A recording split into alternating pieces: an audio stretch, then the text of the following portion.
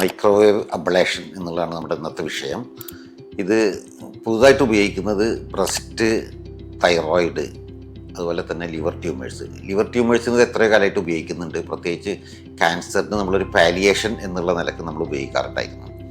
പക്ഷേ ഒരു പുതിയ രീതിയിൽ ഇപ്പോൾ ബിനൈൻ ബ്രസ്റ്റ് ട്യൂമേഴ്സ് അല്ലെങ്കിൽ ബിനൈൻ തൈറോയിഡ് ട്യൂമേഴ്സ്, അത് ക്യാൻസർ അല്ലാത്ത തൈറോയിഡിലും സ്തനങ്ങളിലും ഉണ്ടാകുന്ന മുഴകളിൽ നമുക്കിത് വളരെ ഫലപ്രദമായിട്ട് ഉപയോഗിക്കാമെന്നാണ് ഇപ്പോൾ കണ്ടെത്തിയിട്ടുള്ളത്.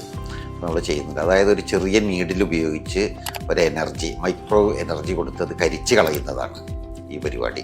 അത് അനസ്തീഷ്യ വേണ്ട, റിലേറ്റീവ്ലി വേദനാരഹിതമായിട്ടാണ് നമുക്ക് ചെയ്യാൻ പറ്റുക.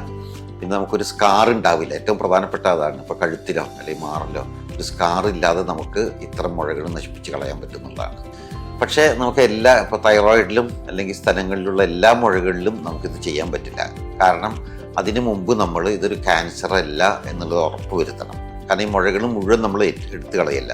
കാരണം ക്യാൻസറിലൊക്കെ ആണെങ്കിൽ ഒരു സെൽസ് പോലും അവിടെ ബാക്കി വെച്ചാൽ അത് മറ്റ് ഭാഗങ്ങളിലേക്ക് പടരും അല്ലെങ്കിൽ വലുതാവും എന്നുള്ളതാണ്.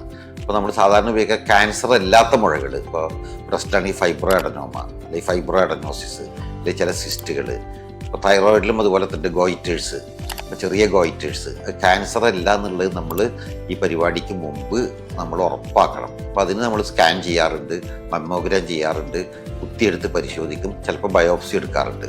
അങ്ങനത്തെ മുഴകളിൽ മാത്രമേ ഇത് പറ്റുള്ളൂ. പക്ഷേ ഇതിൻ്റെ ഒരു പ്രത്യേകത എന്താണെന്ന് വെച്ചാൽ 2-3 മാസത്തിനുള്ളിൽ ഈ മുഴ മുഴുവൻ ഡിസപ്പിയർ ചെയ്യും. അപ്പോൾ ചെറിയൊരു നീഡിൽ ഉപയോഗിച്ച് ഒരു സ്കാറും ഇല്ലാതെ മൈക്രോവേവ് കടത്തിവിട്ട് അതിനെ കരിച്ച് കളയാണ്.